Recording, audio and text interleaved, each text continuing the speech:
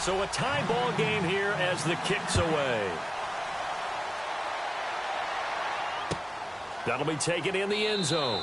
And no run back here. This will be a touchback, and it comes out to the 25-yard line. The Steelers' offense now, they head back onto the field. Except for their first drive here in overtime. And this is where the crowd can really become a factor. They've had to battle it all day, but I know what you're saying. In overtime, that gets doubled, doesn't it? At least, because now the crowd really wants to be involved and help their team, and that first drive can dictate the whole thing because they know if this team takes it downfield and scores a touchdown, it's game over. It's been loud in here so far. And down he goes, but he takes it up to the 40. The Steelers picking up 15 yards there and a first down.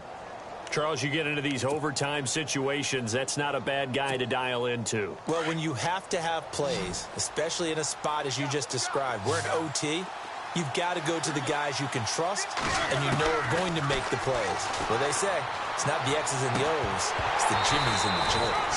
He couldn't quite hold it. Got hit. Ball pops out, incomplete. A lot of contact going on there, and in the end, unable to keep two hands on the football and bring it into his body. Everything looked pretty good until the finish. Roethlisberger with a give to Bell.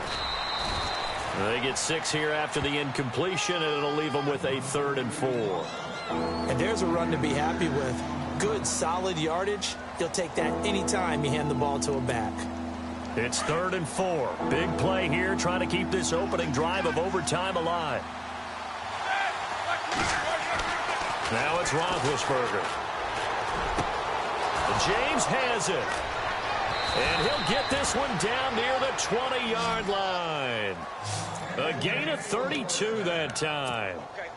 They picked up a first down and a whole lot more. Forget about just looking for the sticks. They went well beyond the stick. I know they were talking about guarding the sticks on defense. They didn't guard them very well. They got a big-time completion on a 3rd down. That's almost a backbreaker, isn't it? In overtime, every play's importance is magnified. And that one could turn out to be huge. So incomplete on first. Let's see what 2nd down has in store. They'll go back to the ground with Bell. And able to get about 3 as he's taken down right at the 20. And I know you, with every carry, especially in overtime, you're just saying, if you're that ball carrier, hold on to the football. Hold on to it, protect it, but not necessarily settle it. Because you're trying to get to the end zone. You're trying to end the game right here. And I know the defensive guys, poking, clawing, breaking, trying to knock the ball free and protect their end zone. Yeah, like you alluded to, especially this part of the field. And on this one, he'll get to the 15, right at the 15-yard line. Just a 5-yard pickup, and it leads to 4th down.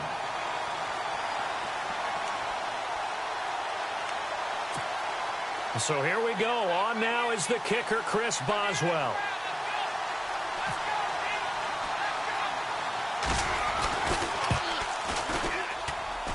And Boswell's kick is good. And with that, they will move out in front by 3.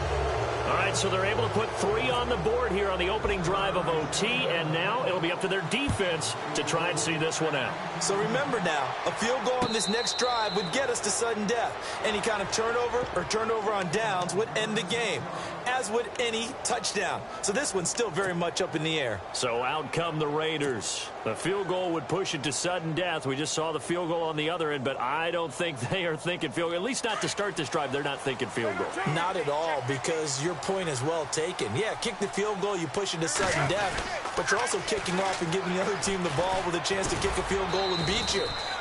Get the touchdown, finish the game off. That has to be the mindset. 2 yards on the pickup there. It'll be 2nd and 8.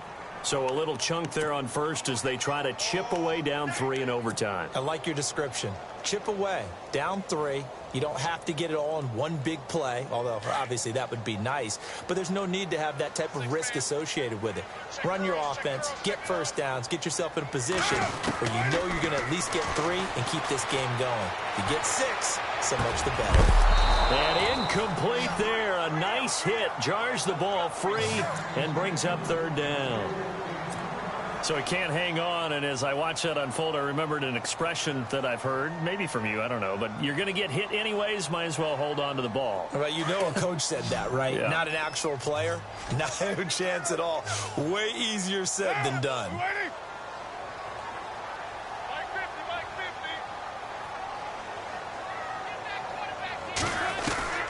Throwing his car on third down. And this is caught. Amari Cooper. And he's got the first before he's brought down at the 39-yard line. A Raider first down as Carr finds Cooper. On 1st and 10, here's Carr. A right side catch by Crabtree.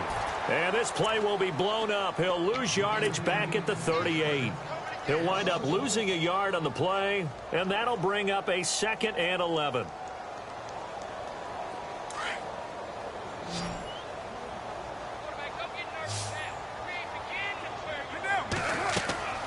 Again, it's Carr. And the hit jarred it loose. It's incomplete. That would have been a great catch, but it's real difficult to hold on to it because it was contested all the way. Would have been a great play if he'd been able to haul that one in. The Raiders on 3rd down. They've converted just 2 for 6 thus far. This is 3rd and 11. Carr to throw again. And he finds Cook. And he'll be out of bounds just shy of the 40. The 21 yards there as they convert on 3rd.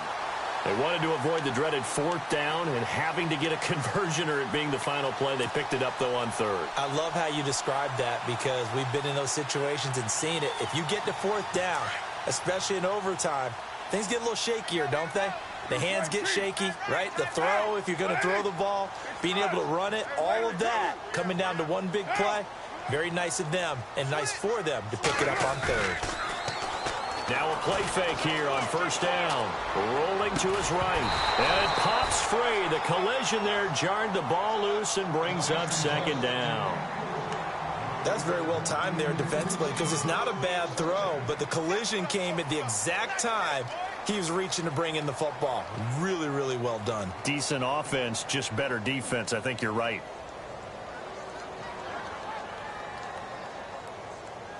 Offense walks to the line for play number 7 of the drive.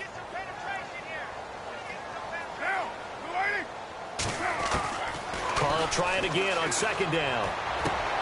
Oh, it's intercepted. That'll seal it. Picked up by the former first-rounder Artie Burns. He's at the 30, 10, and he's in for 6 and a Steeler touchdown. Still catching.